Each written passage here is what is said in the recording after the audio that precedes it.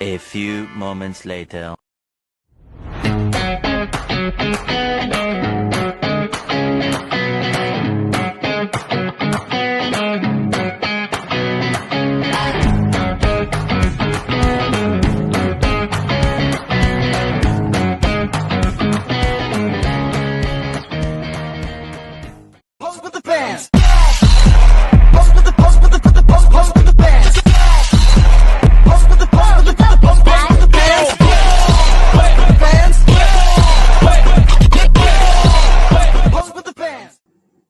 Pengertian struktur tata kelola perusahaan. Struktur tata kelola perusahaan atau corporate governance structure adalah sistem yang mengatur dan mengendalikan jalannya suatu perusahaan agar berjalan secara transparan, akuntabel, bertanggung jawab, independen, dan adil sesuai dengan prinsip-prinsip tata kelola perusahaan yang baik atau good corporate governance.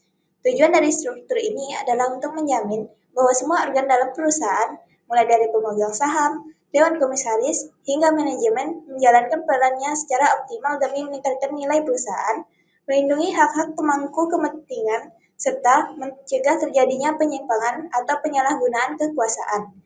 Struktur tata kelola ini biasanya mencakup berbagai organ utama, mulai dari RUPS, Dewan Komisaris, Dewan Direksi, Komite-komite pendukung, auditor internal, auditor eksternal, hingga sekretaris perusahaan. Masing-masing organ ini memiliki fungsi, tanggung jawab, dan juga peran yang saling berkaitan untuk menjaga integritas dan keberlanjutan perusahaan. Struktur dan penjelasan masing-masing organ tata kelola perusahaan. Nah, yang pertama ada Rapat Umum Pemegang Saham atau RUPS. RUPS merupakan organ tertinggi dalam struktur tata kelola perusahaan. RUPS ini memiliki wewenang penuh yang tidak diberikan kepada Dewan Komisaris maupun Dewan Direksi. Dalam forum ini, para pemegang saham harus membuat keputusan-keputusan penting terkait arah strategis perusahaan, termasuk persetujuan laporan tahunan, pengangkatan atau pemberhentian anggota Dewan Komisaris dan Direksi, serta pembagian dividen untuk para pemegang saham. Nah, keputusan yang diambil dalam RUPS juga wajib berdasarkan kepentingan terbaik perusahaan dengan tetap memperhatikan peraturan perundang-undangan dan juga anggaran dasar yang berlaku di perusahaan tersebut. Nah, Rapat Umum Pemegang Saham atau RUPS ini juga menjadi sarana utama bagi para pemegang saham untuk menggunakan hak-haknya dalam mengawasi jalannya perusahaan. Selanjutnya itu Dewan Komisaris. Dewan Komisaris merupakan organ yang memiliki kewajiban untuk menjalankan fungsi pengawasan, memberikan arahan serta masukan kepada direksi, dan memastikan bahwa perusahaan telah mengimplementasikan tata kelola perusahaan mereka dengan baik. Dewan Komisaris juga memiliki tugas utama, yaitu untuk melakukan pengawasan terhadap kebijakan dan jalannya kepengurusan perusahaan oleh direksi, serta memberikan nasihat kepada direksi. Tugas ini mencakup pengawasan terhadap berbagai aspek perusahaan, termasuk pelaksanaan rencana jangka panjang, rencana kerja dan anggaran atau RKAP, dan anggaran dasar. Kewajiban lainnya yaitu untuk menerima dan memeriksa laporan keuangan perusahaan, membahas dan menyetujui rencana jangka panjang perusahaan, mengkaji dan menyetujui anggaran perusahaan. Dewan Komisaris juga bertanggung jawab untuk memastikan bahwa perusahaan menjalankan bisnisnya dengan etika yang baik dan sesuai dengan peraturan perundang-undangan yang berlaku. Selanjutnya yaitu ada direksi. Direksi merupakan organ yang bertanggung jawab atas manajemen sehari-hari perusahaan dan merupakan wakil sah perusahaan, kecuali ada konflik kepentingan atau jika direksi belum diangkat. Tugas Dewan Direksi adalah memimpin dan mengurus perusahaan untuk kepentingan perusahaan, sesuai dengan tujuan yang ditetapkan oleh anggaran dasar. Mereka bertanggung jawab untuk menjalankan operasi sehari-hari, mengelola aset perusahaan, dan mewakili perusahaan dalam segala urusan hukum, baik di dalam maupun di luar pengadilan. Secara umum, tugas Dewan Direksi adalah memastikan perusahaan berjalan sesuai dengan visi dan misinya, serta mencapai tujuan yang telah ditetapkan. Mereka juga bertanggung jawab untuk melindungi kepentingan pemegang saham dan menjaga reputasi perusahaan. Yang keempat, yaitu Komite Dewan. Komite Dewan adalah organ yang bertugas untuk membantu memberikan rekomendasi kepada Dewan Komisaris untuk membentuk komite audit, manajemen risiko, dan memantau nominasi serta remunerasi direksi. Next, yang kelima yaitu Sekretaris Perusahaan.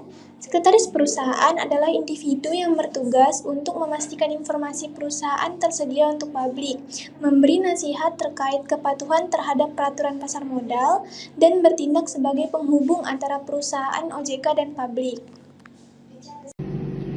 Auditor internal memiliki beberapa tugas utama. Yang pertama, menilai efektivitas pengendalian internal. Auditor internal memeriksa apakah sistem pengendalian internal bekerja dengan baik untuk mencegah dan mendeteksi kesalahan atau kecurangan. Yang kedua, audit kepatuhan. Auditor internal memastikan bahwa kegiatan operasional perusahaan sesuai dengan kebijakan internal, peraturan eksternal, dan perundang-undangan. Yang ketiga, audit operasional. Auditor internal menilai efisiensi dan efektivitas operasional dalam berbagai fungsi organisasi. Yang keempat, audit manajemen risiko. Auditor internal mengevaluasi bagaimana manajemen mengidentifikasi, mengukur, dan mengelola risiko yang dihadapi perusahaan. Yang kelima, memberikan rekomendasi perbaikan. Auditor internal memberikan saran berbasis temuan untuk meningkatkan proses pengendalian dan kinerja organisasi. Yang keenam, melakukan investigasi khusus. Auditor internal menyelidiki potensi fraud, penyalahgunaan aset, atau pelanggaran etika ketika ada indikasi. Auditor eksternal memiliki beberapa tugas utama seperti auditor lapangan,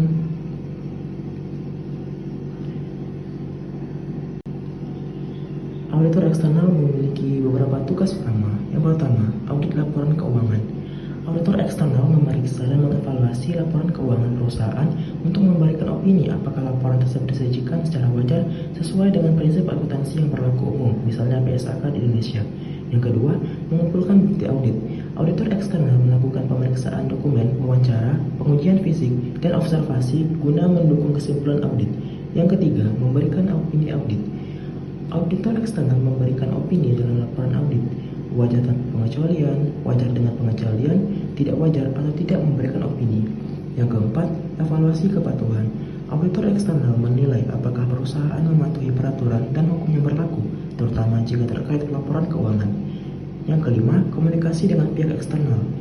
Auditor eksternal menyampaikan temuan audit kepada regulator, pemegang saham, dan pihak